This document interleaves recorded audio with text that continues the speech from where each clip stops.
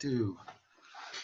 All right, so welcome to a bit of a chat around makerspaces and manufacturing specific to COVID-19 and the response for personal protective equipment. Really keen to have a bit of a chat with a fantastic panel today. And this is a bit responsive what we're seeing over the last couple of weeks, this massive transformation of the manufacturing sector and what feels like an expansion of the manufacturing sector, not just the ones that are, your traditional large-scale production, but the maker spaces and the hacker spaces and even co-working spaces with a spare 3D printer you can see on social media now, just pumping out a few headbands and things like that. So what does that all mean? So that's the conversation we're going to have today, but also talking as far as knowing it's not just actually creating the stuff, but how do we get it end to end? How do we get it from printer to patient? What is that process? The procurement, the safety, the standards. Leanne Kemp, the chief entrepreneur in Queensland, talks, and rightly so, it's not just for anybody to create a bit of PPE and throw it on a doctor, because this is like life and death stuff. And so where does that conversation fit in? So on the panel today, we do have the people in the hacker spaces and the maker spaces and the accelerator programs and the hardware tech focusing on new ideas, new opportunities. We have Ty from a large established manufacturing company, but with an accelerator program attached as well. And we have Tony and Bonnie as well, who are looking at it from a overall coordination and a holistic approach on how do we get all this stuff working together. And Hans and Victor and Raphael are also looking at that from that perspective, and Raphael specific from a university view as well. So a lot of different perspectives. My name's, like I said, Chad Renando. I wear a few hats. I'm director for a company called Startup Status, which looks at how we develop our entrepreneurial ecosystem in Australia, Global Entrepreneurship Network, managing director for Australia, to say how do we then expand that globally, as well as research fellow with QUT. I'm also joined today by Di Somerville, who I'll hand over here shortly just to get her views on the whole thing. And a bit of housekeeping as the attendees start rolling in. And thank you for those that responded to the correct link. We do have a Q&A, and we also have a chat. Feel free to add comments, introduce yourselves. Contrary to where you might have a physical meetup, we do encourage you to talk amongst yourselves as we're talking. Do it in the chat. And then if you have questions, we do have the Q&A functionality where you can ask your questions. It'll then be queued up, and then you can upvote and downvote questions as well. And that'll give us a bit of priority when we get into the Q&A time. But before I head into that, I've been doing these sessions over the last 3 or 4 weeks with Di. Di and I have also been kind of coordinating within the Slack channel, which we'll talk about after this. Di, you've seen a lot of stuff, both as CEO of Regional Pitch Fest, traveling all across Australia, seeing a lot of really good innovations on the ground in kind of both the metro cities and the regional stuff, as well as you work with Bridge Hub, building communities and seeing ideas both in general and in agriculture, and in some of the stuff you've seen over in Israel. What's your take on what's been happening as far as this whole PPE, the emergence, the manufacturing sector, almost a resurgence, some would say? What do you reckon?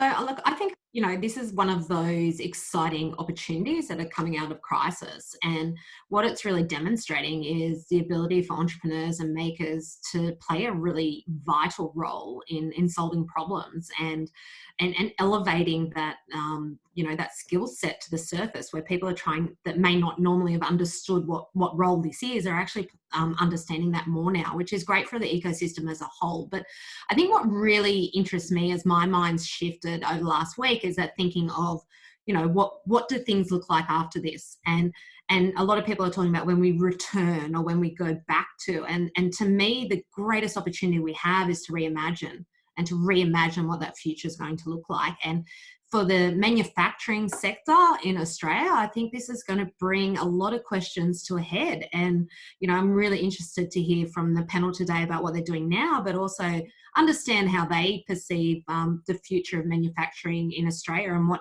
an opportunity like this may be able to do. Yeah, that's a great point, Diane. It is something I want to kind of tease out within the panel. What I'd like to do is hand over to the panel, or kind of pick who's coming next. We'll start off, Hans, just because you and I had a bit of a yarn beforehand to prep you a bit, but then we'll kind of head over to the others. What I'd love to hear, one, just who you are and what you do. And then a bit as far as what's been occupying your life for the last couple of weeks. Like what, as far as the PPE conversation, the manufacturing, what's been different. And I guess following on from Di's point, what does this mean for the future? Is this a blip? Is this something where we're going to have a bit of conversation, a bit of change in how we look at manufacturing, and then we're going to go back to business as usual? Or are we seeing a bit of a transformation and there's things that we can see moving forward? So hand over to you, and we all have about 5 minutes, and that'll leave us a bit of time to have a bit of a Q&A after. So go for it, Hans. Yeah, so my name is Hans Chen. I'm the founder, CEO of Fab9. We are a makerspace. So a makerspace is membership based. People come in and make things and share tools and resources. So just before the shutdown, I had some time, not a lot of time, to think about what we could do when the business is no longer trading. So we're currently closed. So because we're essentially a non-essential service.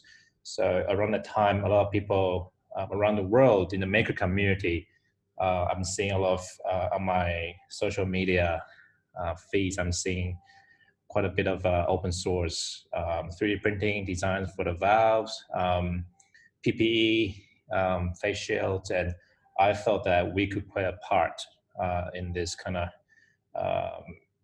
global disruption supply chain problem. So we started developing a face shield, which is basically a very simple design, PET shield with 2 plastic bands and then elastic band at the side, at the back. So we leverage open source designs, and we quickly took the samples to the hospitals, talked to doctors, and things happened very quickly. But essentially, we have now a design that is being accepted by the hospitals. So we're actually shipping to major hospitals in Victoria. So I think I'll stop here because it's, I want to. This conversation is the question is pretty broad.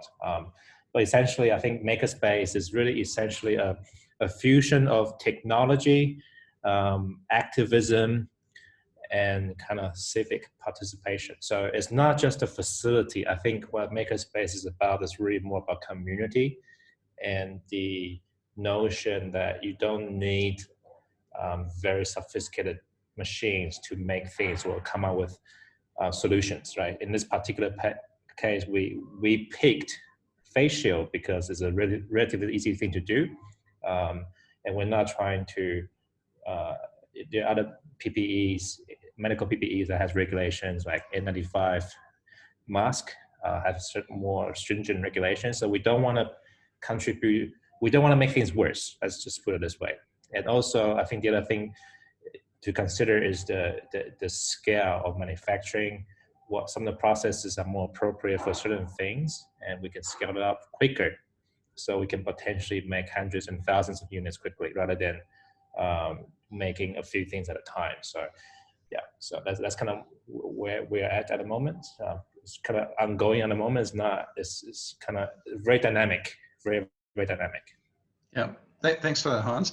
And as you mentioned, getting a few to 1,000, and I just saw a social media post today with Victor's smiling face in it, and a few people around him with the number 3,000, where you just shipped. And even when you were trying to prep before this, he was loading up his printer again to keep it going so he can maximize his time even as he's here.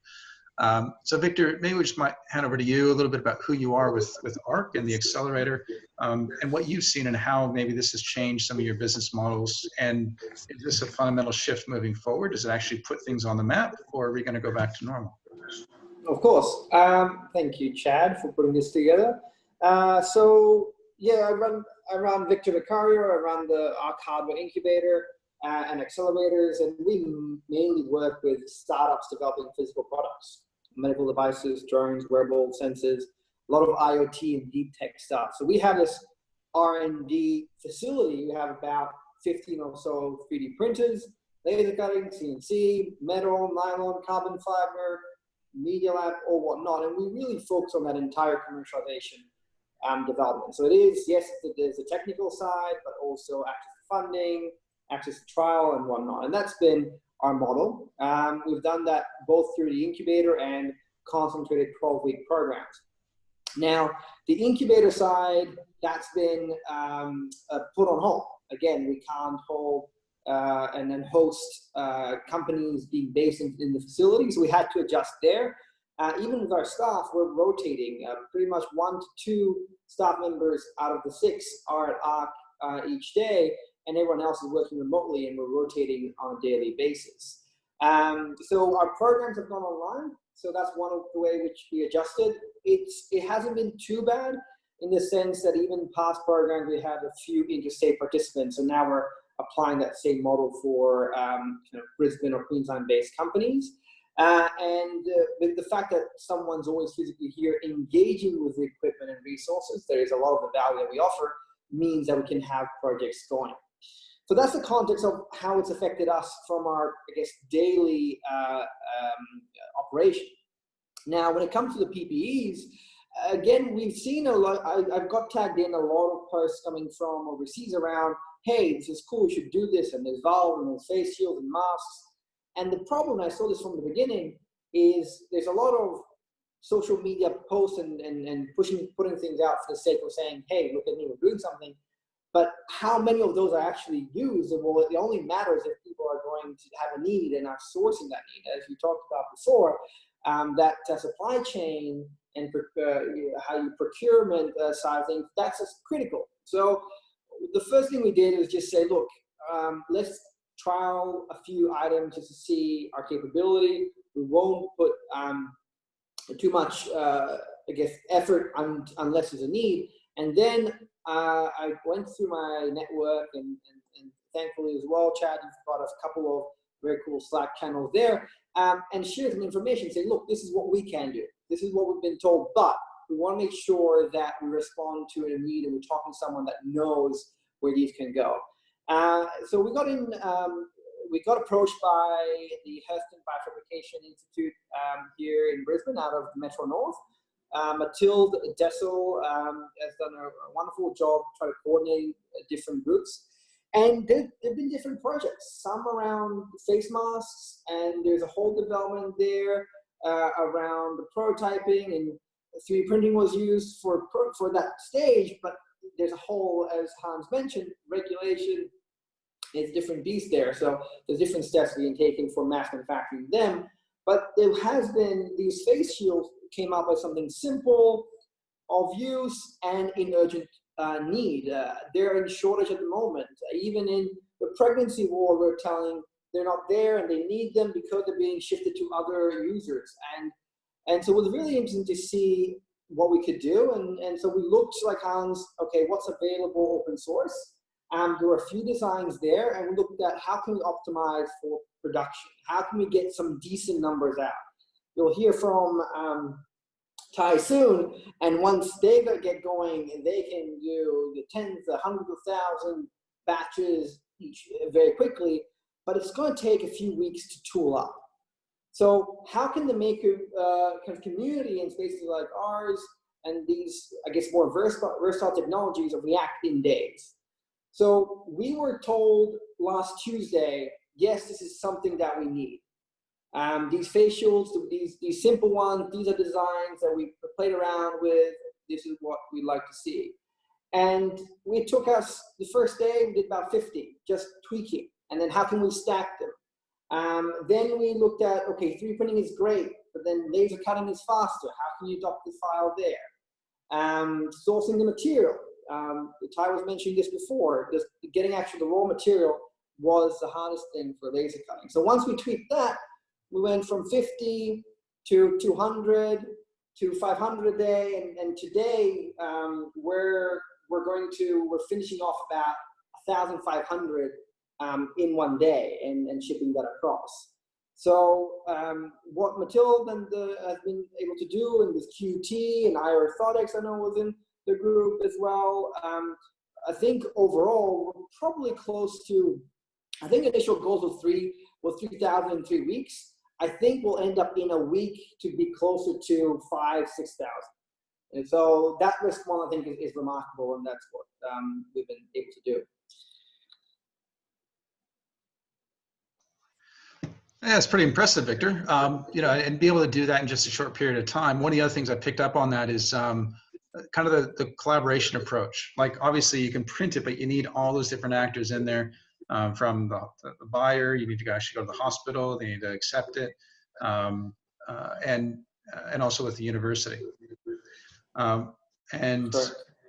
I want to hop over to Raphael, because universities for some time have had kind of maker type approaches and had manufacturing capability, but then we've seen these maker spaces pop up in order to help kind of make things more rapid, maybe outside of maybe some of the constraints that might be in a university.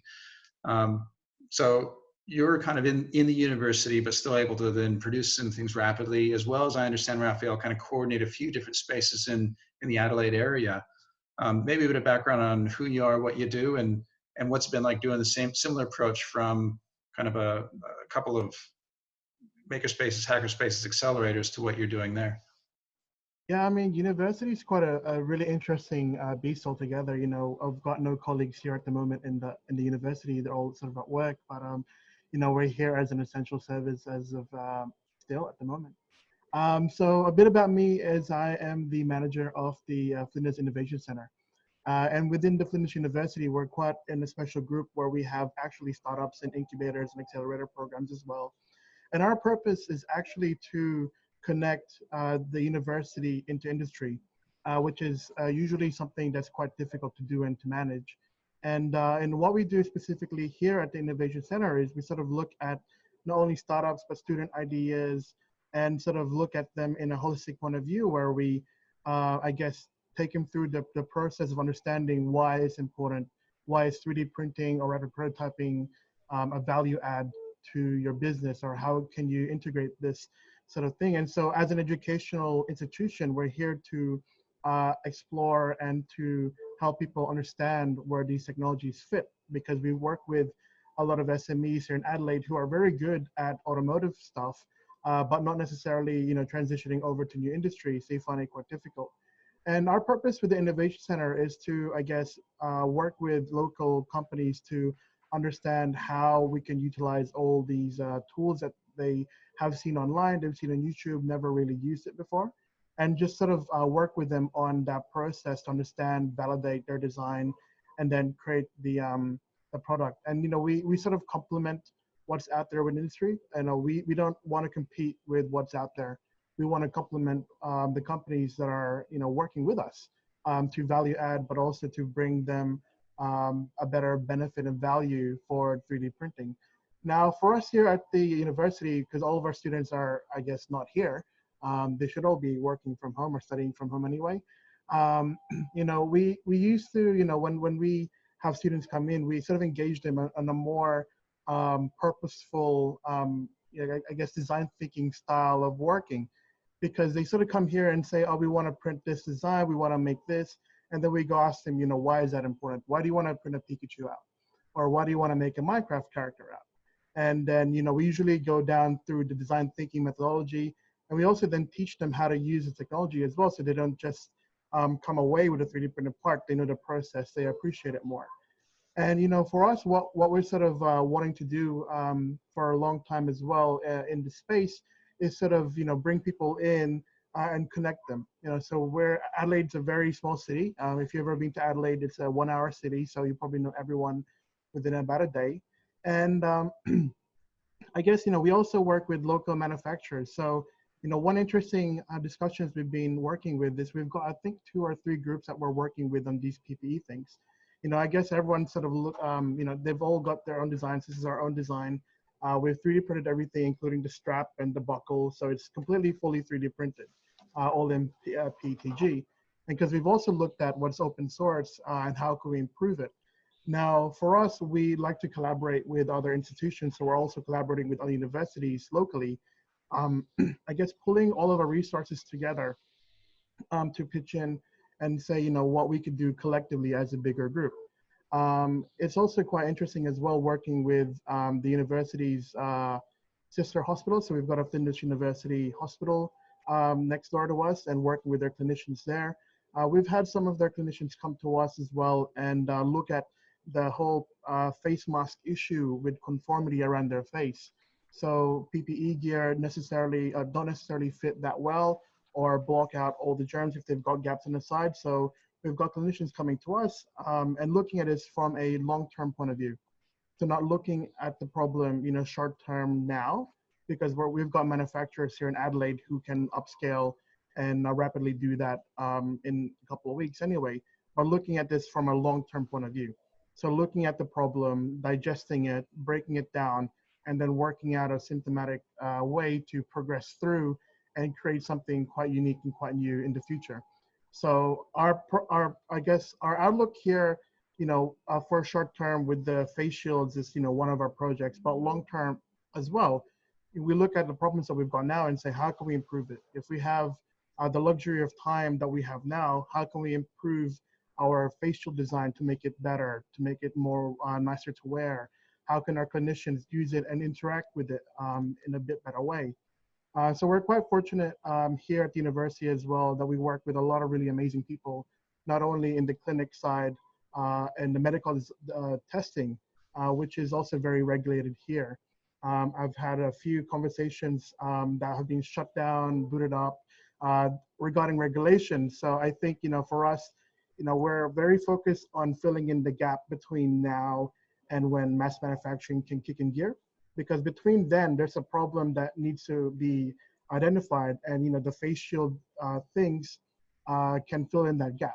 We're working collaboratively with a lot of companies locally in Adelaide to do these things, and we've got, I think, 2 or 3 companies that are competing together now on getting tooling up and running within the next 2 or 3 weeks. So very, very quick, but where we sort of value add in that and where we work with them is to find out how we can better improve this and connect local manufacturers together so that we as, I guess, South Australia can benefit all together from a unique sort of united push to solve these PPE issues as well. Yeah, thanks for that, Raphael. It's a really interesting point, as we heard from the other makerspaces, where they're just getting in there. How do I get my equipment? How do I get it sorted? How do I get it to the people? And we're even talking supply chains. And then universities do have a role to be able to then say, well, is it fit for purpose? And what's the best approach? And actually take that research approach and add it in for the sustainability moving forward. And for those of you who are posting questions in the chat, thank you very much. If you can maybe put those into the Q&A, that way we can make sure that we get to them in time, because otherwise if the chat keeps going, we might lose those. But feel free to put them in the Q&A. We'll be able to upload them and be able to engage with them there as well. That'd be fantastic. Ty, I want to hop over to you, because we've heard some makerspaces, we heard from the uni, and even Raphael was sharing how he's coordinating with some local manufacturers. Ty, I've seen your place. It is probably one of the most impressive things I've seen in Brisbane. It is definitely a tourist attraction in itself as far as the capability that you have there. And also the impressiveness of just being able to transform things in a very short period of time, engage with the government, get the contracts in place, and get large scale. And so I was wondering if maybe you can share, what was that process like? What's your current capacity at the moment? And some of the questions I know that Hans and the other guys were curious about, as far as how are you managing the actual raw material supply coming into it, as far as being able to source that as well? Yeah, to answer your question, how have I found it? Frustrating. I don't like to muck around. I like to go at warp speed, and even though that's happened at a government level, it's still certainly frustrating. Probably the lack of decision is probably the biggest hurdle for us. Also, a lot of people working in silos, which doesn't help. And when I talk about the silos, everyone needs to stick to their knitting, but we need to collaborate. That's really critical. And the only way that we're going to produce enough product for the actual need is by getting mass manufacturing spooled up as quickly as we possibly can. Even the importation of product is extremely unreliable. We're seeing that stuff stopped at borders, and planes being turned away and all sorts of things. So we need to get the domestic manufacturing up and going. And I don't say that just because I'm a manufacturer. That's just the reality of the situation. But in order to do that, we need decisions being made, and people, they might be putting their neck on the line for a purchase order, but just make the decision, cut the PO, because what that does is that starts a whole chain of events from a supply chain point of view. We would be in a position as of Monday this week, if a decision was made 2 weeks ago, we'd be on track to making 50 million face shields per annum. I'm 14 days, 16 days down the track, and I still don't have that commitment. So yesterday I made the decision to build the tooling myself with no commitment from anyone for those face shields. You know, that's me rolling the dice on about 300 grand, but you know, I'm pretty confident that our design is a good design. It's been validated by clinicians. We've done that over the last couple of weeks. But that decision-making thing is really critical. And I guess that comes down to government and other bodies. Working in silos, one of the risks you've got in silos, so this is a roundabout way to explain the raw material thing. You get someone producing a design based on their best knowledge of where they're at. For instance, take a makerspace. They may design a product, prototype it, and it's great for 3D printing. But that particular material or that design may only be workable into a particular material. Without understanding what that material is, it might be a material that will take 12 weeks to get out of the Middle East, and that might be a material we can't even get. So it's absolutely critical that anyone that is working, it's no different to normal product development. Unless you're talking to your manufacturer from day one, you could literally be pissing in the wind with the design that may not be mass manufacturable. So having those conversations on day one is absolutely paramount. You know, we're seeing that already. So having those conversations and, you know, stick to your knitting, but be collaborative and talk to everyone that actually is in the supply chain. Your design might be designed in such a way that there isn't a box that actually fits it. You know, we made it 6 weeks to get cartons and stuff to actually ship this stuff, because it's one thing to be shipping, you know, 500 units or taking them to somewhere in the back of your car, to literally spooling up a supply chain for 100 million units, which is currently the national demand. So it's really critical that everyone's got a role to play, but we need to be talking and we need to be working together. That is absolutely critical, because yeah, you could be building barriers rather than solving them. It's interesting, Ty. It's one of the things, Di, I know you and I were talking about it in some of our previous webinars, as far as COVID-19. While yes, it's significantly impacting, I never want to minimize kind of what some people are going to be going through. But by the same token, is this an opportunity to actually break down some barriers, just through the sheer urgency of it all, actually expose these and plow through, and have leaders like Ty and some of the other guys who are just saying, look, mate, we're just going to get on with it.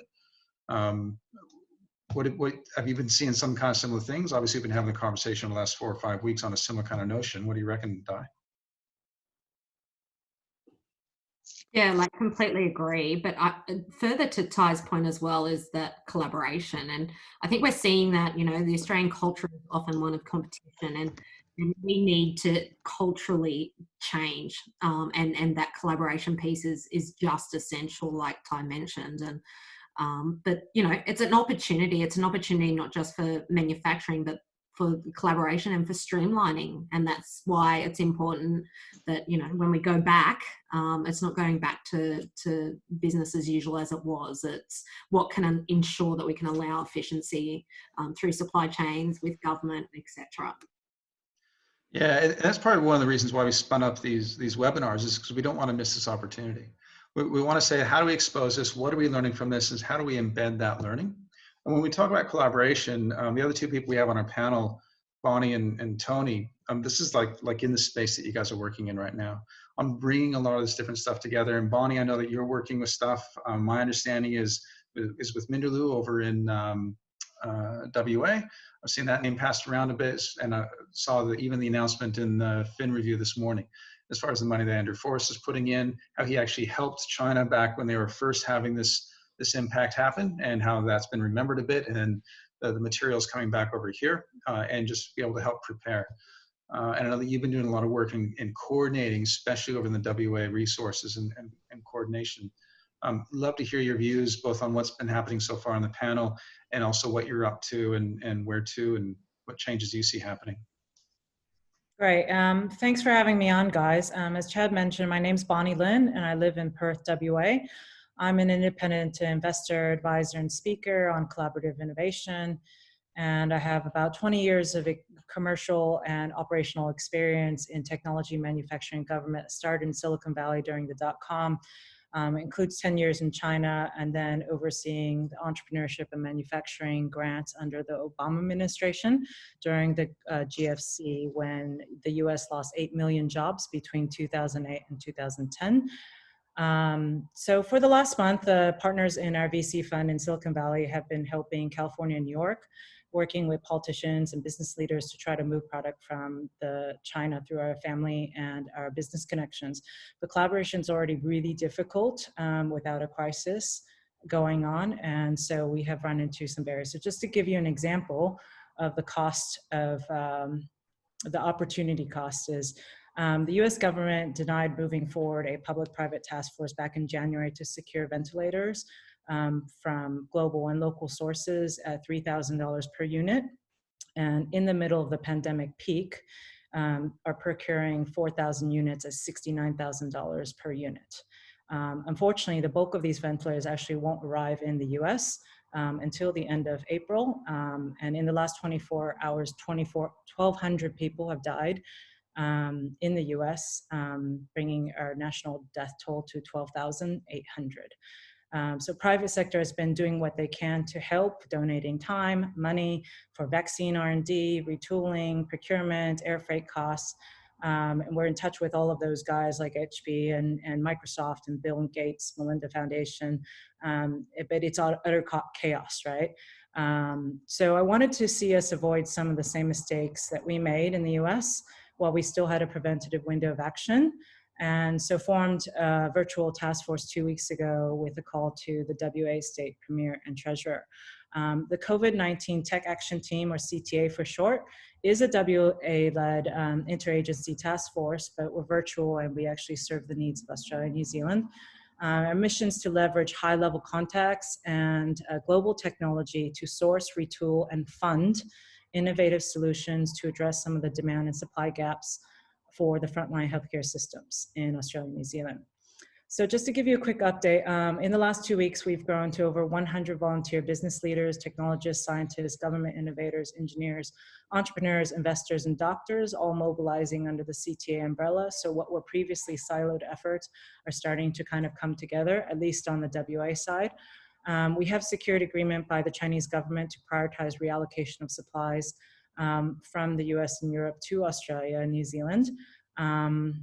But again, this is still a quite difficult thing to navigate without coordination from the federal government. We are now in touch with Dev Power's federal task forces under Glenys Beauchamp, procuring both critical PPE and raw material supply and components to retool our nation's manufacturers.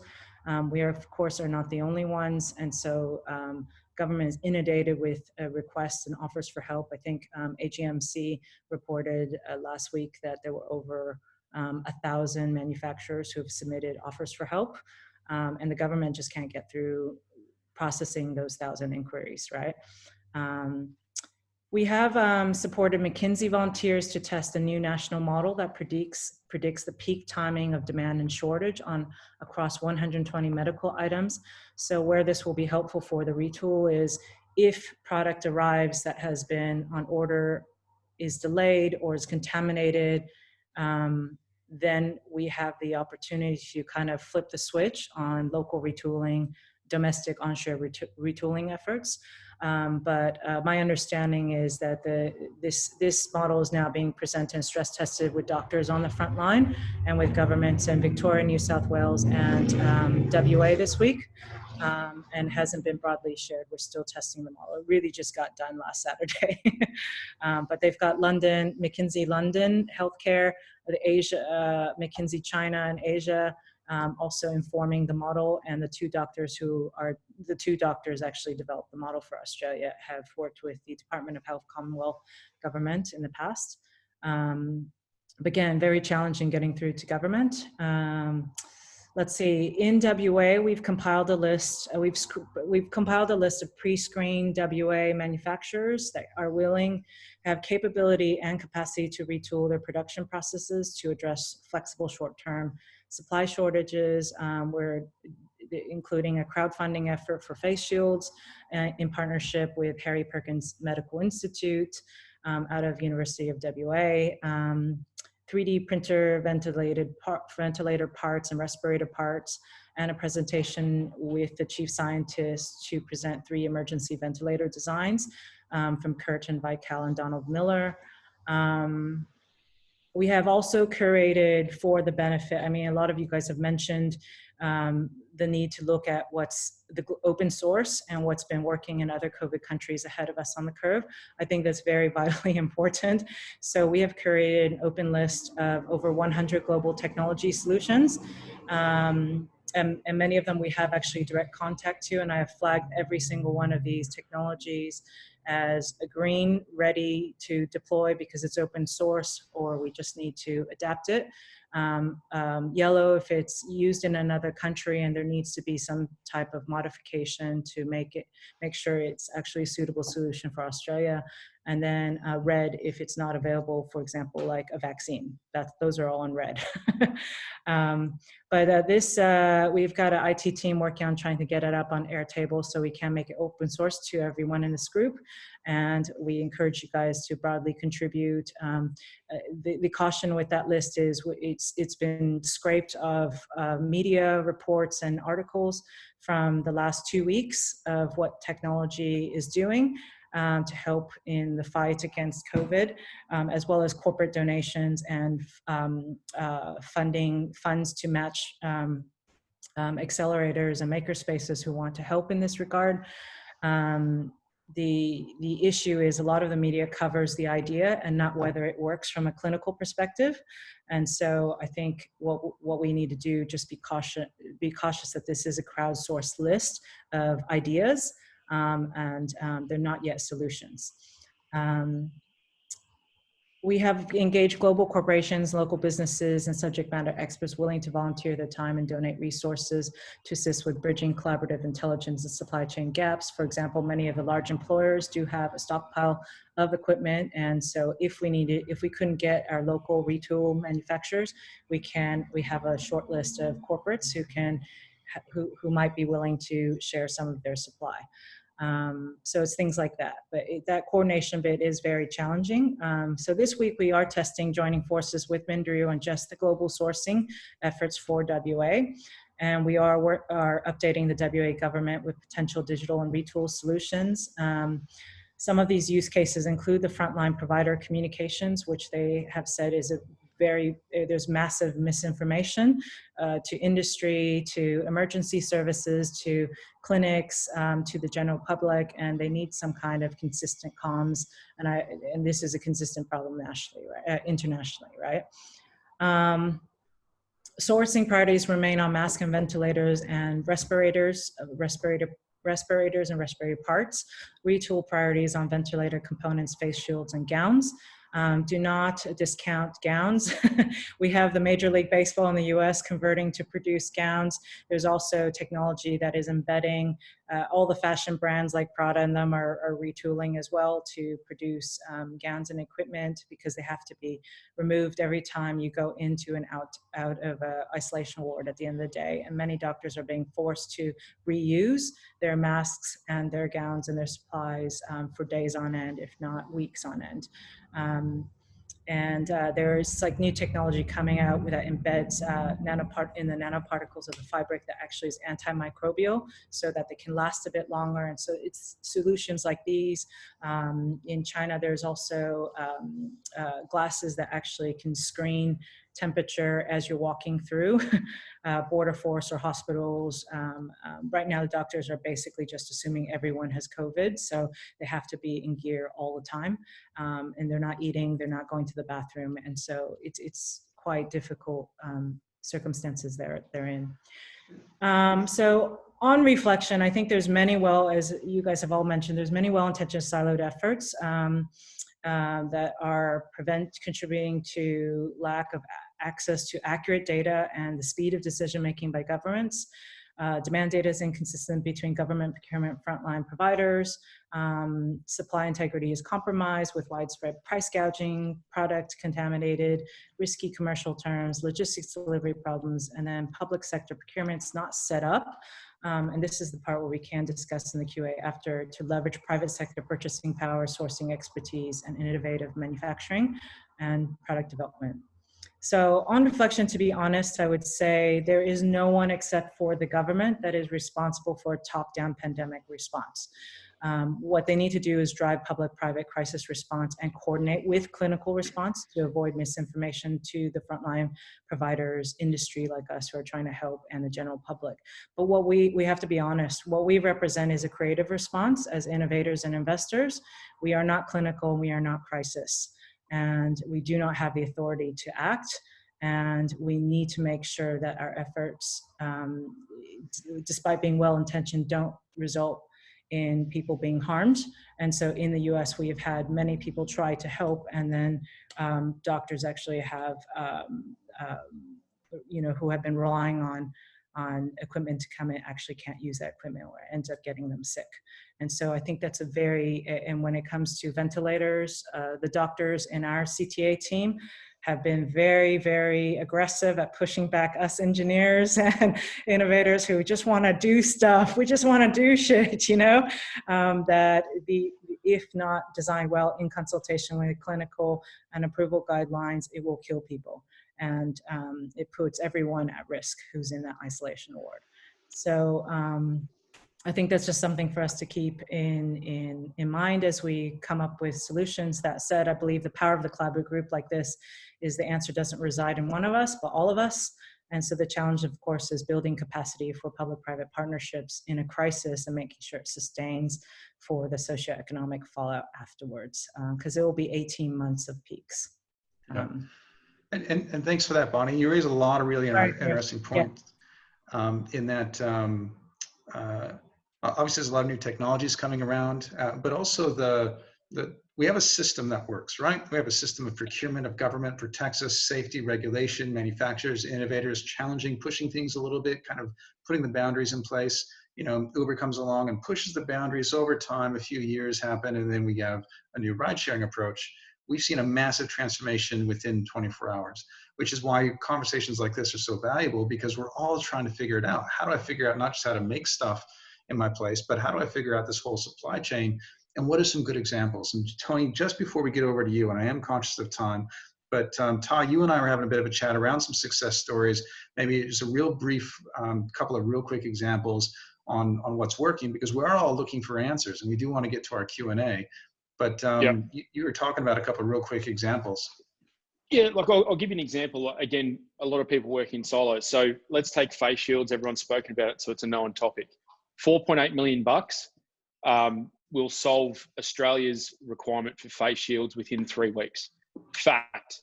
That's not guesswork, but someone has to make a call on it. I've dropped my money on my mold to tool up 40 other injection molding facilities around Australia, all very capable people working together. That could be done within 3 weeks. No ifs, buts, maybes. Boom, that's 100, 120 million units per annum capacity. Don't even think about it, just do it. We need someone to make that decision. $4.8 million to drop in the ocean. Face shields, tick, move on to the next product. Goggles, 3M style, polycarbonate lens goggles with a TPE surround. Again, about the same sort of money, move on, next problem, it's solved. And you're talking about weeks, not months, not guesswork, not hoping it's coming in from somewhere else, or maybe Turkey's production is going to get up. That's solving it in Australia using raw materials readily available in the Australian supply chain.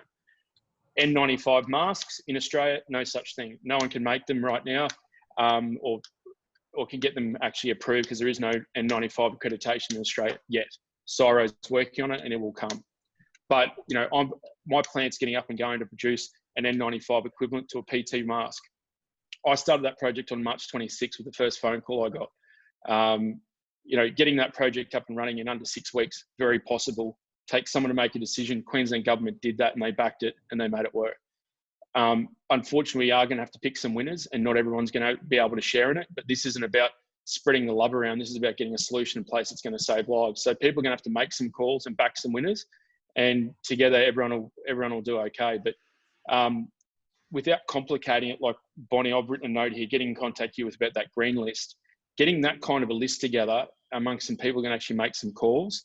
There's some really simple wins in this. Ventilators, absolutely tough gig. My brother's a doctor. He's explained to me about all the ins and outs of that stuff.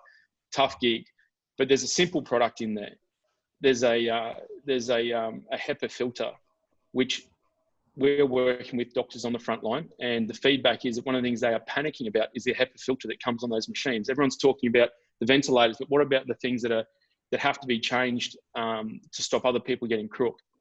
Within about the same time frame, within about 2 weeks, we could have a replaceable universal fit HEPA filter that will go onto ventilators. But again, we've got to be talking about it. We need someone to pull the trigger and spend some cash and make it happen. I'm a manufacturer. It's hard to make a dollar in manufacturing at the best of times. But again, the difference that we've got now is we've got an absolute clear need, and there is some funding available. We just need to put that funding to work. We don't need a whole lot of money, myself and other manufacturers, to make solutions. We just need someone there able to make the call and actually cut some checks. The rest of it's actually relatively straightforward. Yeah, absolutely, Ty. I want to hop over to Tony because I'm conscious of time.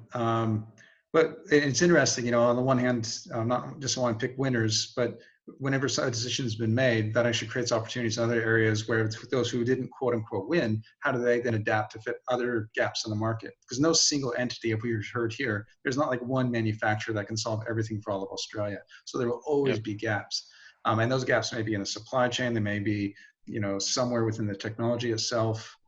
Tony, just real briefly, and conscious of time, we do want to save some time for Q&A because there are coming in. And for the rest of the panelists, if you do see some Q&A that you can respond to, just a few people are calling you out just directly. Feel free to type in some answers as well in case we don't quite get to them. Tony, supply chain, making that process easier, that's kind of what you've been all about for the last few weeks. What do you got going? Yeah, hi everyone. So very quickly, for those who don't know me, Tony Wheeler, CEO and founder of ImagineX Ventures. As Chad said in the intro, Bonnie and myself play in a similar space by the sounds of it. I'm actually supposed to be in Vietnam right now, doing ecosystem development work over there, but this little bug has sort of clipped my wings. So my background is actually building collaborative innovation ecosystems. And that's basically what I've done for 20 to 30 years. So actually, even though I have an engineering background, I haven't done that for a long time. So I'm not going to talk about the tech. Everyone here has already talked about the tech. So I come at it from an ecosystem play. And it's when some groups reached out to me about a week ago, when I went into all the chats, it was exactly what you've all been describing. There's a whole bunch of well-meaning tech people trying to design stuff, create stuff, run in circles, and exhaust an enormous amount of energy with no clear focus, and actually trying to create solutions, whereas Ty keeps saying, we already have approved designs. Let's just get the bloody thing approved and basically make it. And if we can focus that energy and that effort, we started looking at supply chain issues, a lot of the stuff that Barney's been talking about, and Ty particularly. So what became immediately obvious is across all these chat groups, and back to what Vic was talking about earlier with the work we've been doing with the biofab, it was saying, how do we actually pull this together? So literally in the last couple of days or week, we've actually said, how do we create a platform for this conversation to occur and for everyone to connect?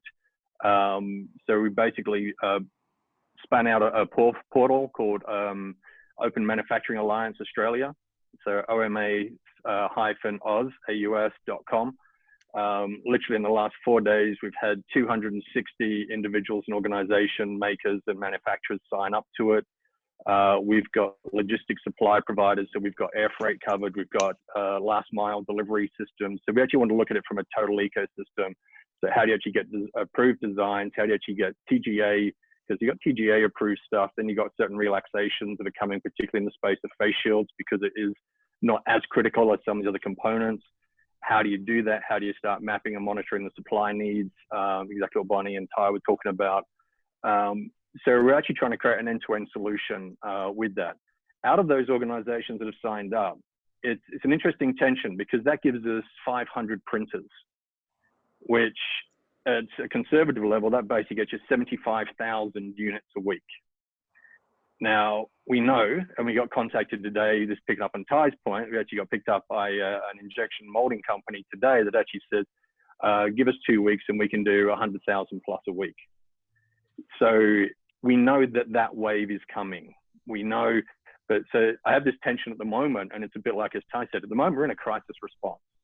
And basically, it's this thing, okay, how do we actually get stuff out to the front line to save people's lives right now?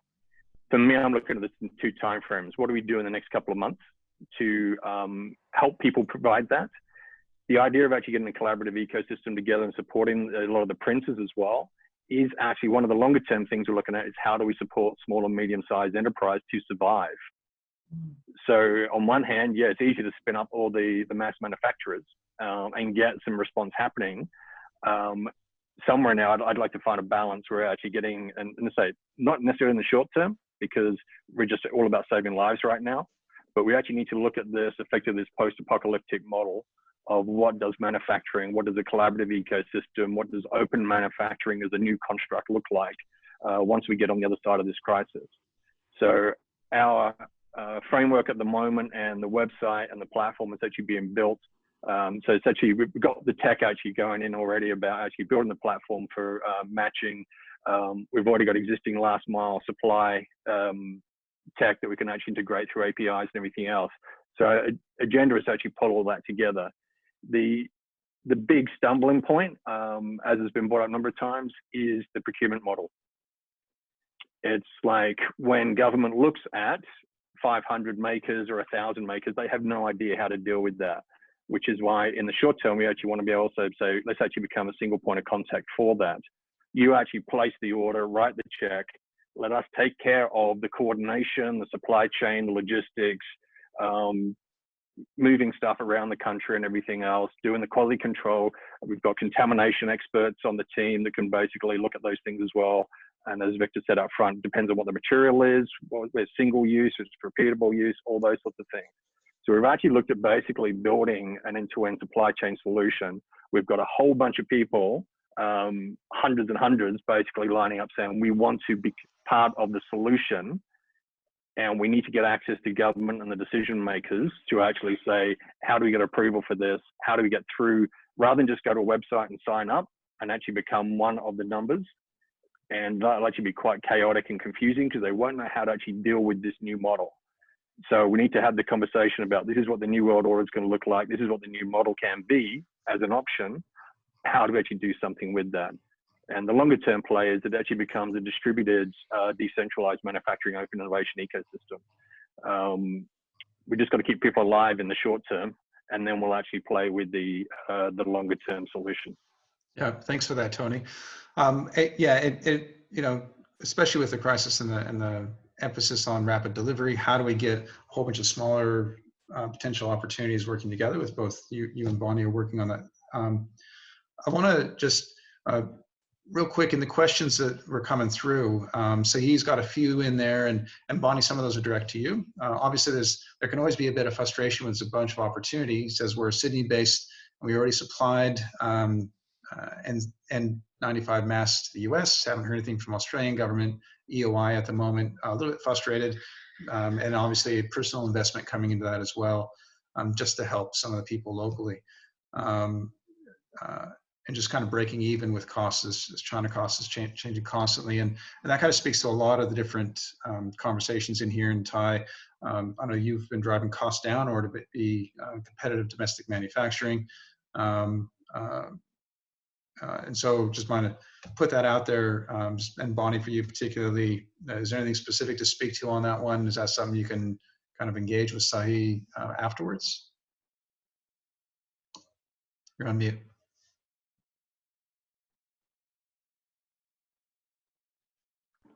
Sorry about that. So yeah, I was hoping to have the link ready before this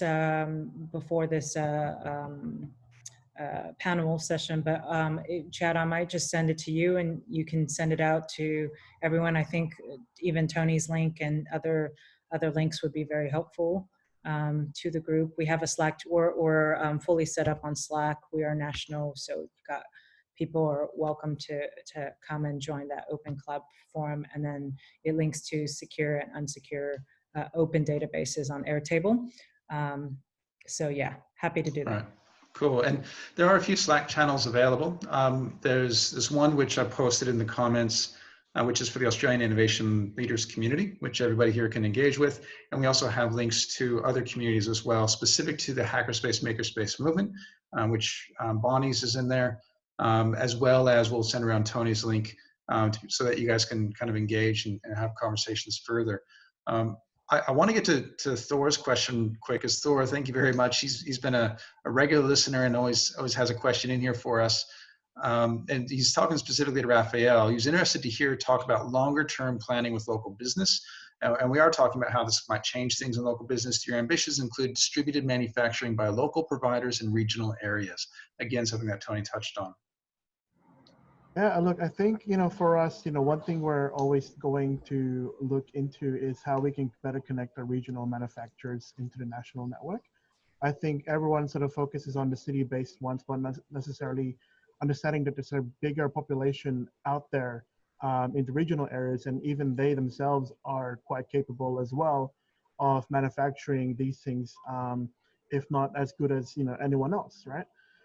For us, we're looking to, I guess, connect local manufacturers to what we can do, and I guess collaborate together on a united front here in SA. Because even as people said, government is needed and it's required to basically pull us into gear. We had someone here in our chat who said that it's all been expressions of interest, and there hasn't been any, I guess, actual physical, here's some cash, go and make it. It's only been who's out there, who's available. And the risk is that people are then spending quite a lot of money and potentially burning all that money because they tool up, they gear up, but they actually can't get it to their end client or the end customer, which is the clinicians. Or, for example, if you've got people working in takeaway or Woolworths or Coles, you also need as much protection as our frontline clinicians, right?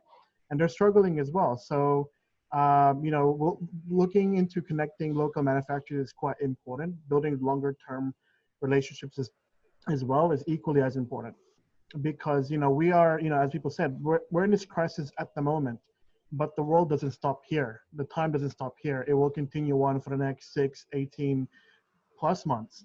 And I guess for us, we need to look at this as a whole and say, how can we unite our manufacturing capacity here in Australia? Right, we've got people who are really good at the prototyping, which is sort of where we sit in. We've got people like Ty and others here in SA who are good at manufacturing. They've got the tooling, they've got the cash, they've got the supply chains ready to go. But what's missing is sort of that link, because there's a lot of goodwill.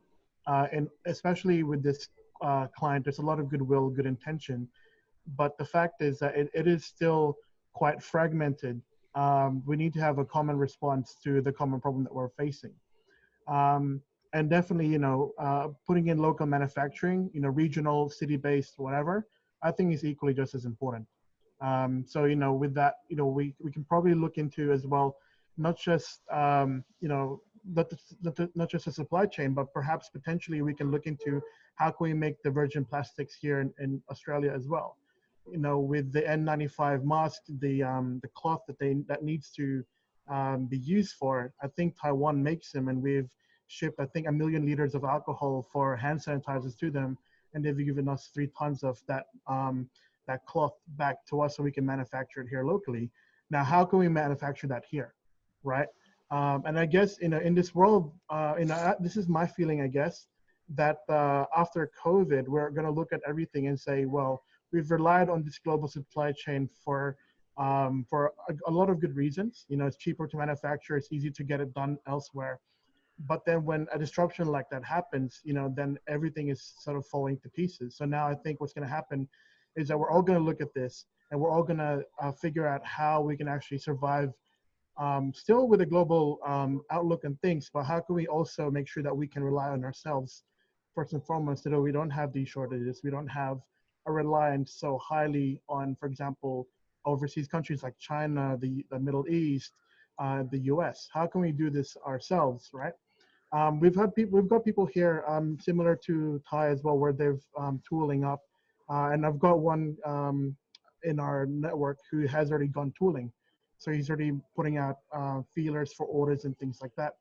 And one thing that's quite difficult for a lot of companies, I think it's been said as well, is that the government makes it quite difficult for them to actually go buy from those companies. So it'd be good, for example, if the government has this sort of single tender list that says if you can supply a masks, here's, you know, $50,000, go tool up, go make us something. And also for the regulations as well, to give us makers a very clear guideline on what's acceptable. You know, is PLA okay? PETG is the best, but you know, it's quite difficult to source that as well.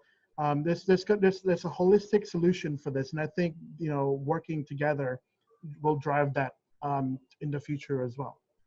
Thanks for that, Raphael. We'll probably just wrap it up there because we are at the top of the hour.